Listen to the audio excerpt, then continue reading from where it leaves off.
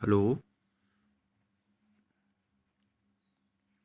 GIC berry के समस्त छात्रों का स्वागत है। मैं डॉक्टर पूर्णेंदु प्रकाश त्रिपाठी, प्रवक्ता नागरिक शास्त्र। आज मैं कक्षा 12 के विद्यार्थियों के लिए खंड 1 के समकालीन विश्व राजनीति के खंड में से चैप्टर 1 शीत युद्ध का दौर नामक चैप्टर का अध्ययन करेंगे। छात्रों, यहाँ पे यह ध्यान देना है कि सबसे पहले कि शीत युद्ध किसे कहते हैं और यह कब हुआ और इसका काल कब से लिया जाता है। तो शीत युद्ध का जो मौसम क्या कहते शीत युद्ध का जो समय आया वो ये है कि 1945 से लेकर के जब द्वितीय विश्व समाप्त होता है तब से लेकर के 1990 तक जब सोवियत संघ का विघटन होता है तब तक का दौर शीत युद्ध के नामक शीत युद्ध का दौर कहा जाता है। और इसमें जो विशेष बात है वह यह है कि जो द्वितीय विश्व युद्ध के बाद जो कुछ देश ऐसे थे, जो विश्व के जो कुछ ऐसे देश थे जो द्वितीय विश्व युद्ध के बाद असंतुष्टि के दौर से गुजरे और उसमें पूंजीवाद और समाजवाद दो खेमों में पूरा विश्व बट गया। और यही कारण है कि उन दो खेमों का जो युद्ध रहा, जो मानसिक युद्ध रहा, जो युद्ध जैसे माहौल बना के रखा, वे दोनों गुट ही हैं।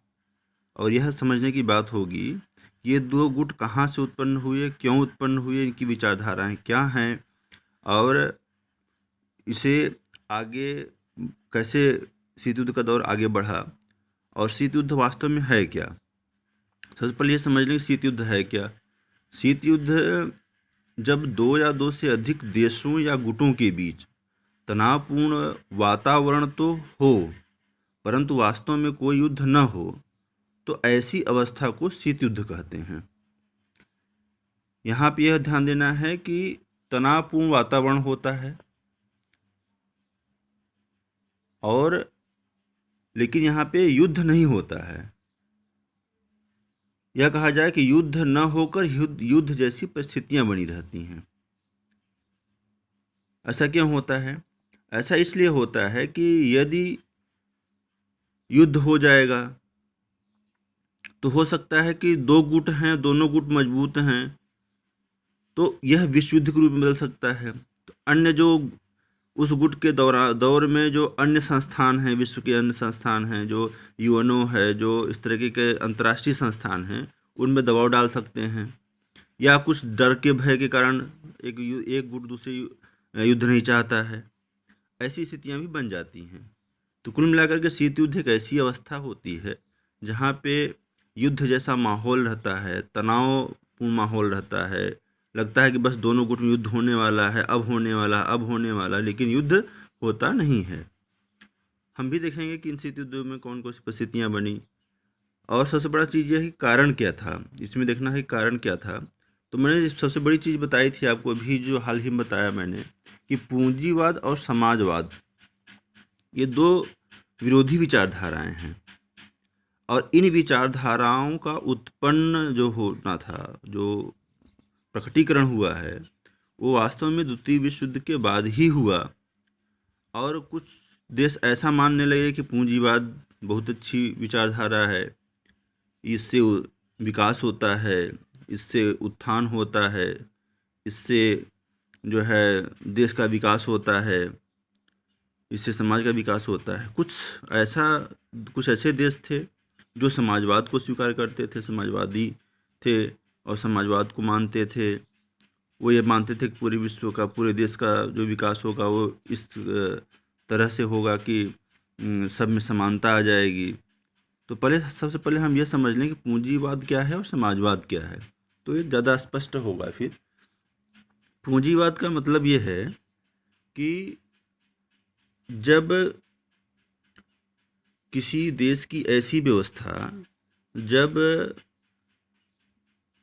वस्तुओं और सेवाओं के नियंत्रण, वस्तुओं और सेवाओं पर नियंत्रण और वितरण की व्यवस्था जो होती है, यदि निजी होती है तो वहाँ पूंजीवाद होता है।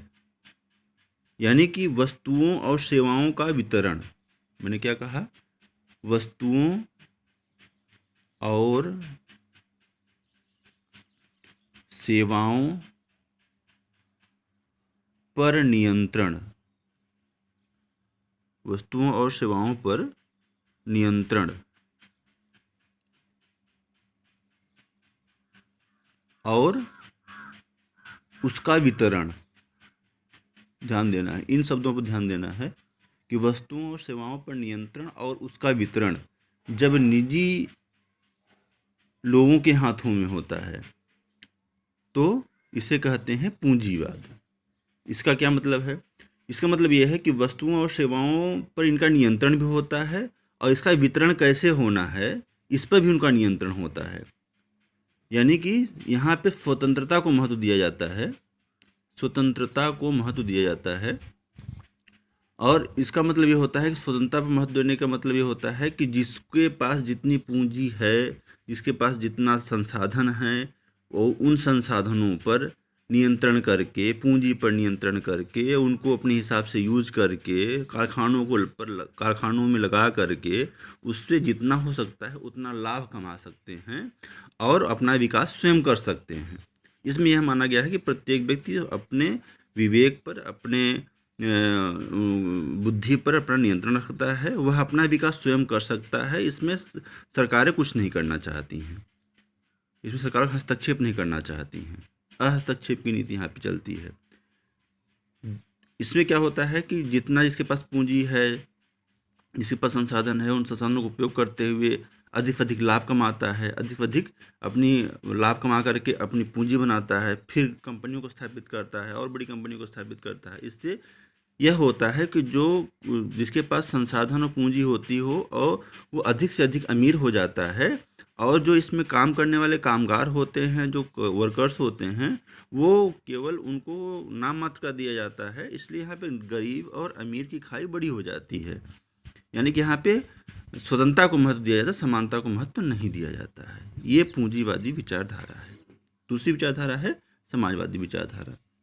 यहाँ पे देखना है कि वस्तुओं और सेवाओं पर नियंत्रण और उसका जो वितरण होगा वह निजी नहीं होगा। वह कैसा होगा? वह उसका वितरण सार्वजनिक होगा, सार्वजनिक संस्थानों पे होगा। यानी कि इस पे सरकार का नियंत्रण होगा कि वस्तुओं और सेवाओं पर नियंत्रण कैसा करना है, उनका वितरण कैसे करना है। इसका मतलब यहाँ पे निजी नहीं बल्कि किस पे होगा? सरकारी नियंत्रण होगा या सार्वजनिक नियंत्रण होगा। इसका मतलब क्या होगा कि वस्तु जो संस्थान हो, जो संसाधन होंगे, जो पूंजी होगी, वह सार्वजनिक होगी, सभी लोग काम करेंगे और जितना उसमें लाभ आएगा वो सब में समान वितरण होगा। यानी कि यहाँ पे समानता को महत्व दिया जाता है। वो समाजवादी में इसमें समानता पर महत्व दिया जाता है, स्वतंत्रता पर नहीं महत्व दिया जाता है। यानी कि कभी कभी ये भी देखा जाता है कि लाभ जो हुआ और जिसके वजह कहते हैं कुछ लोगों के पास अधिक लाभ प्राप्त हो रहा है, तो उस पर लाभ पे टैक्स लगा करके, हाँ, तो कहाँ पे थे कि पहले हमने कहा कि जो शीत युद्ध के प्रारंभ होने का जो कारण था, वो पहला कारण ये था कि विचारधाराओं का टकराव था। पूंजीवादी एक विचारधारा, दूसरी विचारधारा समाजवादी विचारधारा। विश्व के अधिकतर देश दो गुटों में बट गए, एक विचारधारा लिए पूंजीवादी विचारधारा, दूसरा लिए समाजवादी विचारधारा।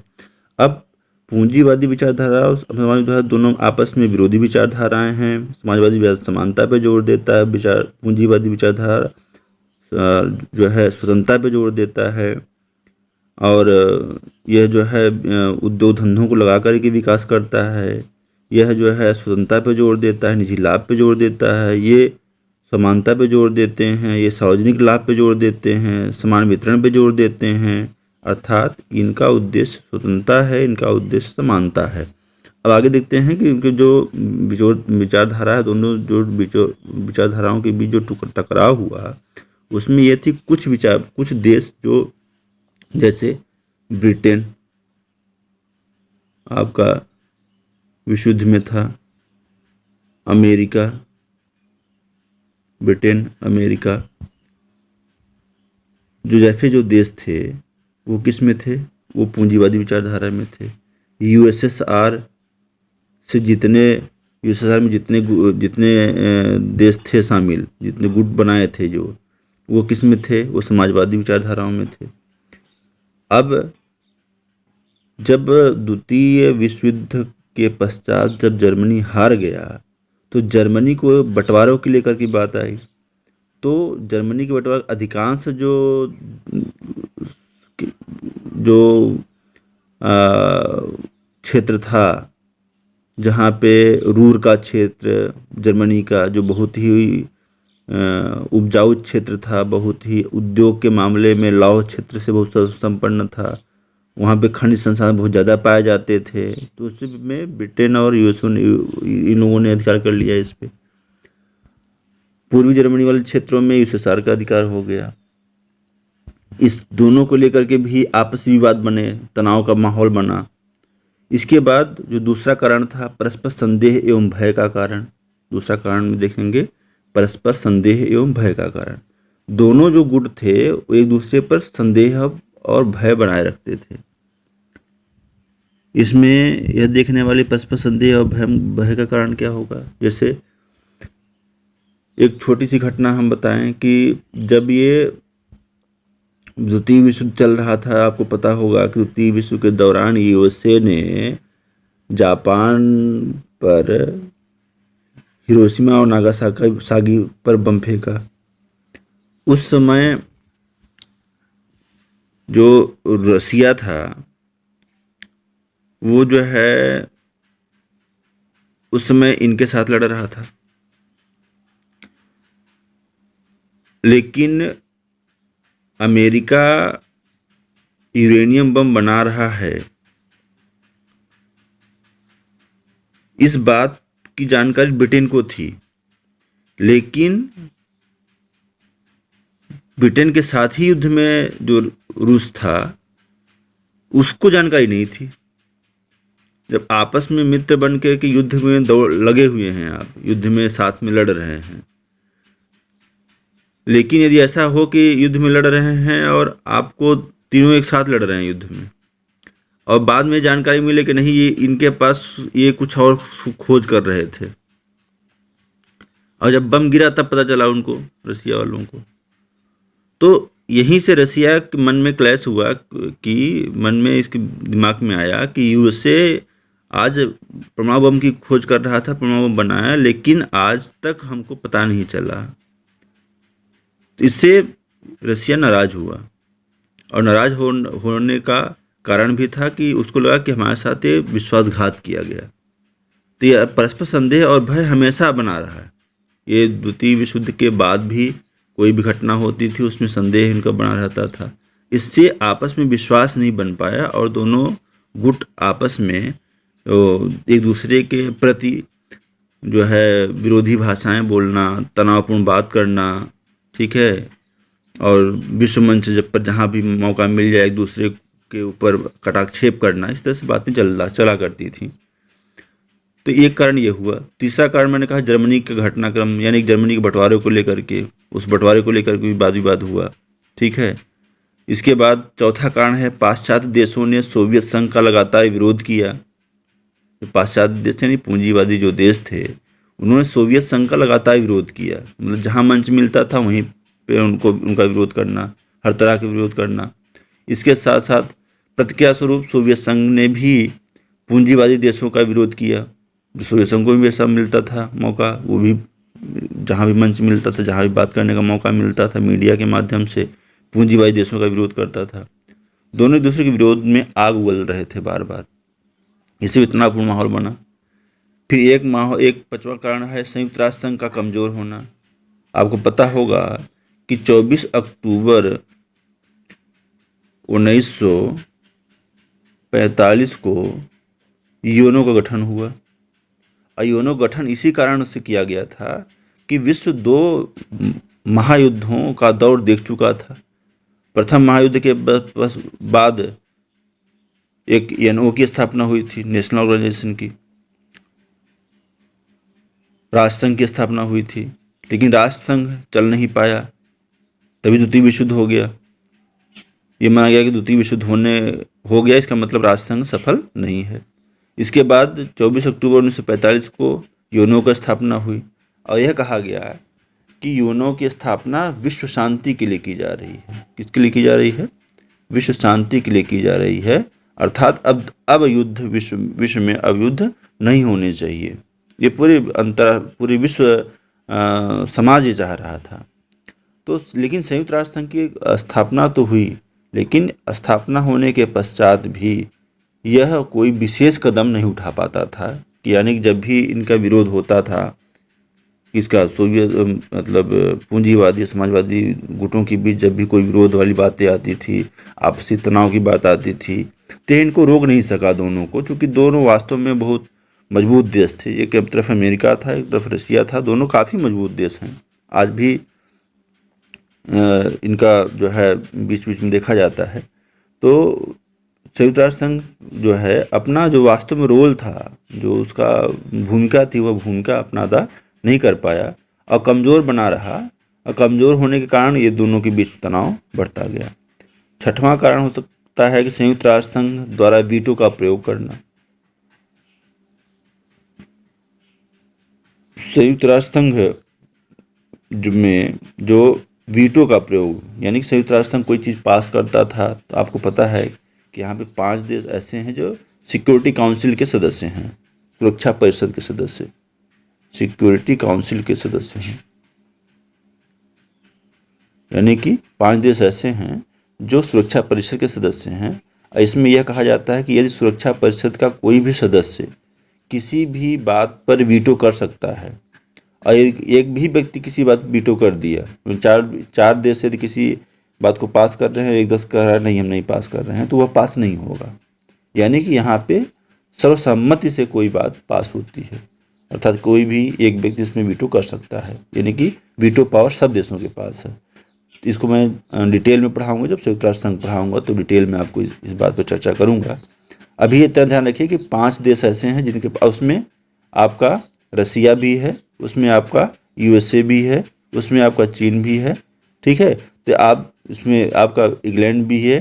तो ये जो एक तरफ यूएसए है, एक तरफ रसिया हो गया, मतलब दोनों विरोधी गुट हैं यहाँ पे। दोनों विरोधी गुट हैं, स्वाभाविक सी बात है कि एक कोई चीज़ पास करेगा, दूसरा इसको स्वीकार नहीं करेगा, ऐसा भी हो सकता है।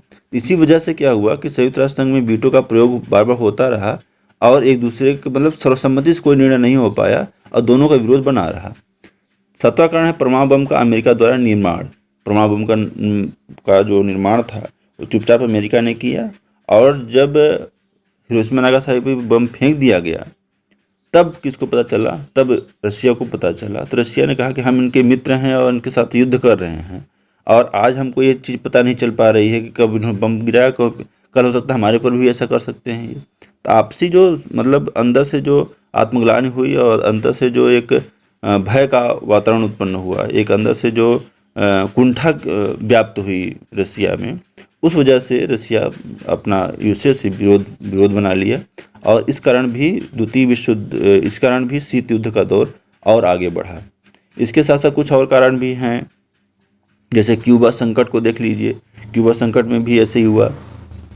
क्यूबा यद्यपि अमेरिका, आपको एक मैप बताता हूँ, छोटा सा ही मैप बना रहा हूँ मैं, बस आप देख लीजिएगा। जैसे मान लीजिए कि ये अमेरिका है आपका,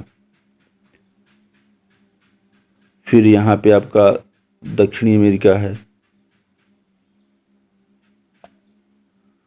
ठीक है, दक्षिण अमेरिका है आपका इधर। तो यहाँ यहीं पे आपका क्यूबा, एक छोटा सा देश है, यहाँ पे क्यूबा है।